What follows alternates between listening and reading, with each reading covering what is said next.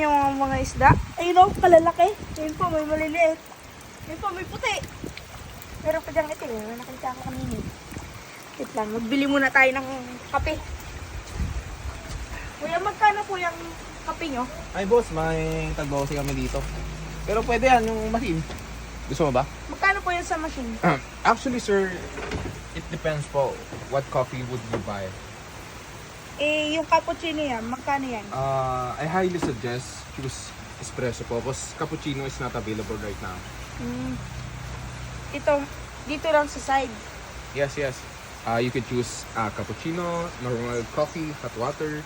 That's it lang po ang available ngayon. Punasan ko lang sir Ano gusto mo boss? Yung Twin pack? Cheese whiz? espresso. Okay, espresso po. Just wait for a minute po. Sir, taga saan kayo boss? Taga, ano lang, kanto-kanto. Kanto-kanto lang po. Aray ko.